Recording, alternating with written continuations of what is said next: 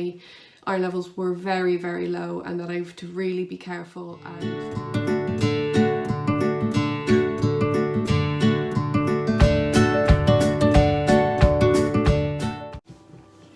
Hi guys, I am back again. I am here for my 34-week update now, and I'm a bit late on that.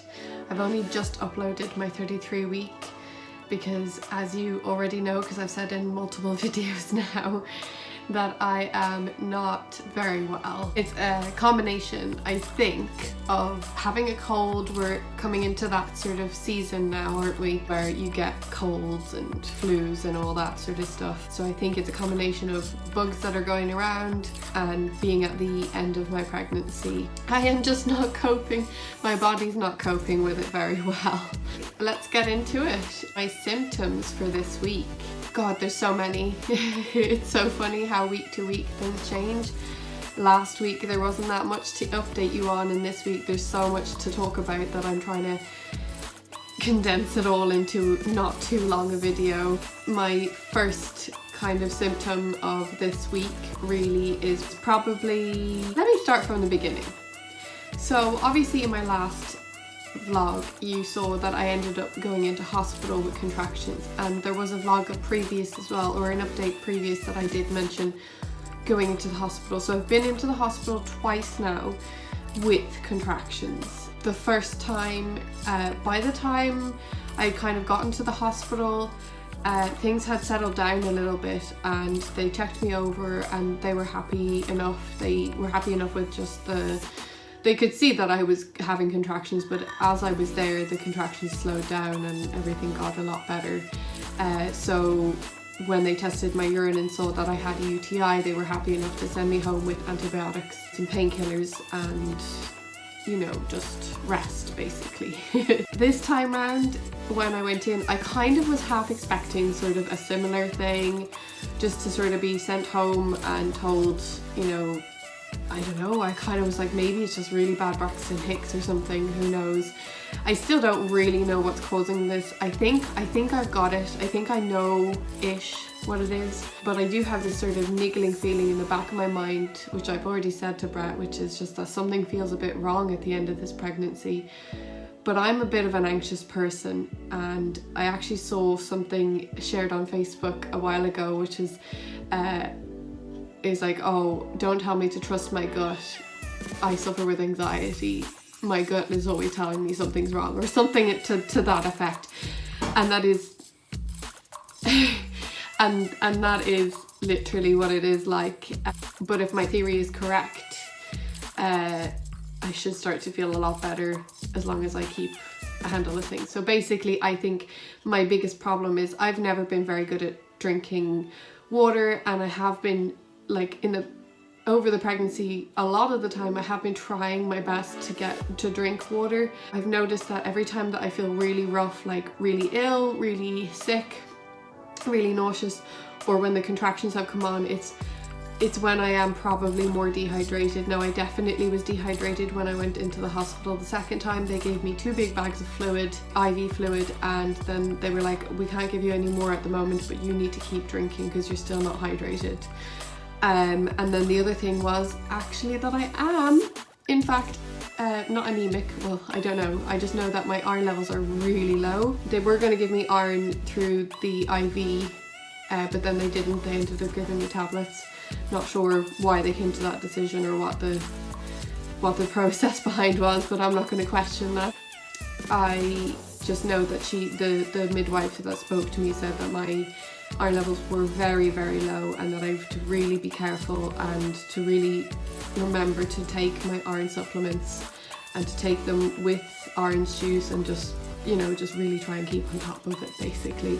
Something that I've been thinking for a while now, and it would explain the spots that I'm having across my eyes. So I'm actually, it's kind of good to know that I have that confirmed. It's weird that when I had my bloods tested before, they came back fine when I was having symptoms, but maybe my body's just super sensitive, and so when my iron levels get lower than they're used to, or than normal, even though it's normal, a normal reading, it's not normal for me. Maybe that's where the symptoms start to come in, but now it's very low, and that would explain the increase in symptoms, it would explain why I'm feeling so tired, it would explain an awful lot, and then the dehydration would probably explain the rest. I know that dehydration can cause you to get really bad Braxton Hicks and that sort of thing, so when they admitted me they were worried about sepsis because I had a temperature, and the baby's heart rate was quite high. Like the baseline heart rate was kind of sitting between 170 something and 180 something. The midwife said to me at the time, she was like, you know, we do expect it to spike up to that sometimes, but that's the baseline, and baseline should be much lower. If you look in my last update, my vlog, at the very end there is a little footage of the baby's heart rate the next day afterwards. So when the baby's heart rate had gone back down to a normal level, and if you look at that, the heart rate is like between like 145. Of course it did spike up to, not in the footage, but it did spike up to 160, 180. But you know, the baseline was much lower than 170 to 180. So I don't really know if the dehydration could have been, or the temperature, or what it was that could have caused the baby's heart rate to be so high. But I'm just glad that it's okay now, and I'm just glad that I went in. I'm glad that I trusted my gut there and went in and said, you know, something's wrong. Who knows what could have happened if the baby's heart rate was that high, and you know, because they treated me straight away for sepsis. They gave me antibiotics, they gave me fluid, because sepsis is really dangerous if it's left untreated. So I think when they suspect it, just like with meningitis or anything like that, they treat and then they test, which is, I mean, like, that's the best way to approach it, I think. I mean, all my symptoms, I feel like, I don't know whether they're just regular pregnancy symptoms or whether they're to do with being unwell. I'm going to list them off for you guys, and then I might speak about some more in detail. Nausea and vomiting, low iron, dehydration, which is my own fault. I can't even blame the vomiting, because it's not, I'm not vomiting that much. I just need to be on it constantly. Speaking of which, my appetite is just gone. Absolutely cannot get over it. I just don't want to eat. I think part of why my appetite is so poor is that I find I'm having this issue where when I eat, especially something heavy, I start to feel sick again, and stomach pains and all that, and I'm half wondering, do I maybe have like an underlying mild stomach ulcer or something like that going on? Like, you know, that I'm like that, like when you're pregnant, there's so many symptoms that you just are like, oh yeah, that's pregnancy, and you can let other things kind of go amiss. If I was feeling like this and not pregnant, I'd have been into the doctor multiple times by now. But because I'm pregnant, I'm just like, oh well, you know. And I also feel like even if it isn't caused by pregnancy, and even if I was concerned and said, oh, this is something wrong, there's something wrong, I feel like a lot of doctors would be like, oh, you're pregnant, get over it. This is your second one, you should know this by now. So anyway, yeah, so I have zero appetite, and it's just not normal for me. I am such a foodie. I'm not eating, and that's making me feel more sick then. So it's a vicious circle. I'm also getting a lot of pain in between my legs, you know, my inner thighs, and then obviously, you know, the other parts. When I was pregnant on Robin, I had a lot of pain then, even in the early stage. I was told that I had SPD. I don't know if I was ever officially diagnosed with SPD. I always felt like when they said, oh, it's just SPD, or oh, it's just ligament pains or whatever, I felt very fobbed off, because I was always worried that it was like a more serious pain. So I didn't really take it seriously, but I do now think that I am suffering with SPD. It's definitely not as bad as it can be for some people. From what I've read and what I've heard, I shouldn't be complaining really. But it can be pretty bad at times, keeping me awake at night, and just generally, like, mainly if I'm resting for too long and then I have to get up, that's the most painful thing. is if I've been sitting down and then I have to get up and walk somewhere. That's the worst. And then turning in bed at night is pretty bad. But actually resting and then going from resting to not resting. And I'm just generally feeling very tired. Like I've said before, and I will say again, I would stay pregnant for as long as I need to be to keep this baby healthy.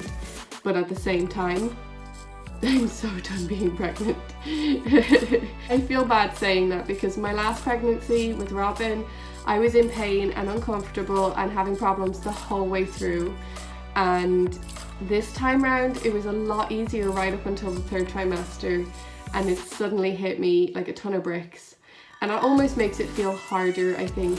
I also have a toddler, so I mean, you know, that makes it a little bit harder as well. Although I have to say, Brett's family have been amazing. They have been helping look after Robin. Brett's family have been all bitten pitching in with the hospital trips and everything to help look after Robin.